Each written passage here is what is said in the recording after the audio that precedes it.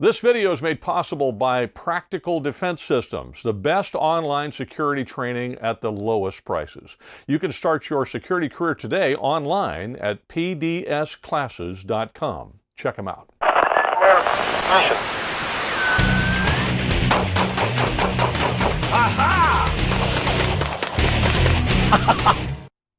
Hi, this is Joel Persinger. I'm the Gun Guy. Thank you very much for all of your support here on GunGuyTV. I'm very, very grateful. I'm going to talk to you about pistol caliber carbines and answer a question I'm getting pretty much daily right now about church security and pistol caliber carbines for guards and all this other stuff that's coming up. Before I do, let me urge you to contact the Assembly Committee at the state of California for a vote, or at least a hearing that's coming up on Tuesday, January 14th. That is on a bill that would loosen the restrictions on carrying a gun on school grounds for the purpose of allowing churches, when they rent the school auditorium on Saturday or Sunday for church services or religious services, for them to be able to have an armed security team there with the permission of the school. Right now, they can't do that, and there are a lot of churches and synagogues and so on, and congregations that rent churches for religious services on the weekend when the school is closed, and they rent the auditorium at the school, but they can't bring guns there because it's illegal in the state of California, so they're essentially defenseless. This bill would change that. I urge you to follow the link in the description. There's an NRA alert on it. You can click on the alert, put your name and address in, and send all at once with one click. You can send notes to all of the assembly members. Please do it before January 14th, which is this coming Tuesday. All right, the other thing I want to make sure you're aware of too is I've been trying to figure out the whole live stream thing for a while. And what I've discovered is that live streams work better when I'm just doing it myself as opposed to when I have guests, because whenever I have a guest, we always have audio problems and video problems and so on. So I'm not going to do those anymore, but I am going to do a live stream every month so I can connect with you. You can ask me questions. I'm happy to answer them. And I can also talk with you about whatever hot topic is going on at the time. I'm going to do those after I did a polling here. I got some information from you. I'm going to do those on the second Tuesday of every month at 6 p.m. Pacific time. So that makes it 9 Eastern. That way it's in the evening and it's not too late. So 6 p.m. Pacific time, second Tuesday of the month. That means this coming Tuesday, the 14th, will be the first one in that series. And I am going to talk about church security a bit because I'm getting those questions pretty much every day since we got the church, had the most recent church shooting out there in Texas, and they seem to be increasing in frequency and ferocity, unfortunately. So we'll talk about that as far as how that applies to California and some other things. I have been a consultant for a long time, and I've consulted with a lot of churches and trained a lot of church security teams, including the team at my own church. So I'll be able to help a little bit with that, and that is Tuesday, the 14th at 6 p.m. Pacific. Okay. All right. Pistol caliber carbines, long guns for guards. Let me give you the background real quick. In the state of California, in case you don't know, security guards generally have to receive what's called a guard registration card. That's the basic license to be a security guard in the state of California, and they have to take a basic class to do that, and then some continuing education. On top of that, they can get a permit to carry an exposed firearm while on duty in uniform or while they're on their way to or from work in uniform. And those are issued by the California Bureau of Security and Investigative Services, what everybody calls BSIS here in the state. Sometimes it's more BS than IS, but we won't get into that.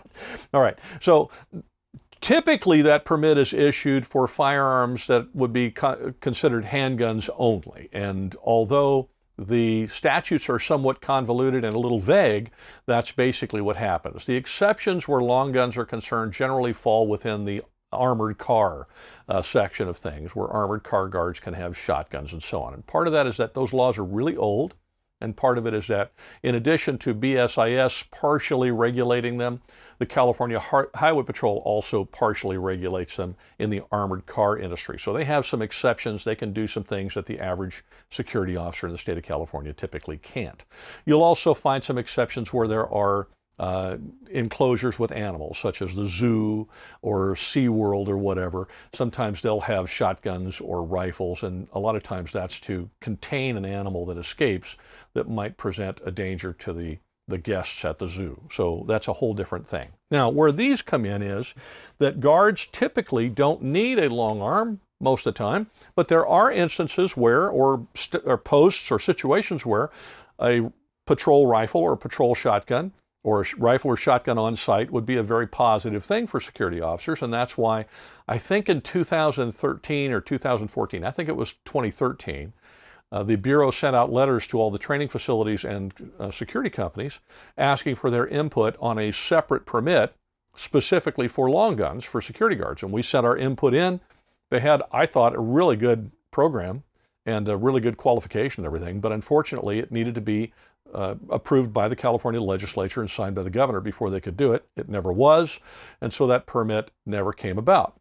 Now, where it gets very confusing is when you read what the permit requirements really are, and you read the statute, and I did look some of that stuff up, and you look at the convoluted multiple layers of laws. You have the penal code, and then you have the business and professions code, and then you have the regulations on top of that, and a whole bunch of other stuff. Universally, as far as I can tell, all of those things define the permit as being issued for the guard to carry a firearm, not a handgun, pistol, or revolver, specifically just a firearm chambered in certain calibers. And the permit that guards receive actually specifies the specific caliber that they qualify with, and if they qualify with that caliber, then they can carry any firearm with that caliber. So if you have 9mm on your permit, for example, you can see this permit here. Here's an example. It's got multiple calibers on it. Each caliber that you have on your permit, you have to qualify with twice a year. So if you only have one caliber, you have 9mm, then you can carry any firearm in 9mm. If you have .357 Magnum and so on. If you have multiple calibers, then you can carry any of those, and it's not specific to a firearm. However, BSIS, either by regulation or policy or tradition, will not generally put shotgun gauges or rifle calibers on the permit. So you can't qualify with 5.56 or 7.62 by 39 or 12 gauge. They won't let you do it. At least that's been my anecdotal experience, because they'll say, well, those aren't handgun calibers, even though the permit and the laws underlying it say firearm, not handgun. So the question comes, okay, well, they won't let me carry a rifle in a rifle caliber or a shotgun. Will they let me carry my pistol caliber carbine, like this PC 9 from Ruger, which is my wife's, or this CMMG 9mm, which is mine, or a lever action and .357 Magnum, or whatever. There's a whole lot of them. Will they let you carry that? Well, here's the answer to the question.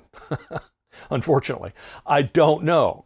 It appears as if that might be legal. Notice I said I don't know, and there were two big qualifiers there. It appears, and it might be. So I would not take that as legal advice in any way, shape, or form, because if you go beyond what the laws are in California, which is very overregulated, you set yourself up for significant failure. So if you own a security company and you're considering this, I strongly suggest you hire a qualified attorney that's qualified and specializes in the area of security law and firearms, and have them do the research for you and make sure it's legal. And then you might also want to check with your insurance company and make sure that your policy doesn't somehow have an exclusion, but it would also cover the guards and cover the company if indeed these things needed to be used in a defensive capacity and you had a long gun as opposed to a handgun. Like I said, I suspect it might be legal, but again, I'm not a legal expert. I'm not an attorney. I do own my wife and I own a training facility, and we've owned a security company, but that doesn't mean I'm an expert on every little law. I don't think anybody can be. The other thing I want to caution people about is this. You can look up the statutes, which I did. You can look up the regulations, which I did. You can look up the business and professions code and the penal code and all that stuff, and I did that. And it appears to me, based upon that, it's probably okay. But what I can't look up and wouldn't be able to decipher if I did is case law. That's the problem, because what the courts have decided over years is going to affect whether it's legal or not. I don't know the answer. I wish I did. I'm getting this question a lot lately, specifically because of active shooter stuff, and honestly, some churches wanting to have, and I don't blame them, a long gun maybe up in the projection booth, or a long gun somewhere in the security booth, or whatever the case might be. I certainly understand the desire, and frankly, it makes a lot of sense. I hope it is legal, but I don't know. So I urge you to get legal advice before you actually do it. If you're a guard and you're considering having one of these with you in your patrol car or at your site, same thing. I would check with your company to make sure that they've researched it. And unless and until that company gives you an authorization to have that weapon with you, in writing, not verbally, in writing on company letterhead, signed by some supervisor, somebody that's got decision-making power, that you can hold on to that, I wouldn't do it. If you've got that and then you use it, you can say, well, my company said that they researched it and they gave me authorization based upon their research. That at least covers your fanny a little bit. If you just do it because you just want to do it, your fanny's hanging out in the wind, and that's not such a good deal. You might want to just carry your handgun and leave it at that. Well, there you go. I wish I had a better answer for you. Unfortunately, I don't. I want to urge you again, please do check that link on the Assembly bill and contact the Assembly. It's super easy to do. You just go to the link, click on Take Action, fill out your information, and hit Send, and it sends it to all the committee members. We want to get these laws changed. That's one way we can do it. Thank you again for watching. I apologize that I don't have a better answer for you, but I don't. I've checked with a bunch of authorities, and they don't know either. But I've at least cautioned you not to do it until you get legal advice. Have a great week. Thanks again, and please be safe.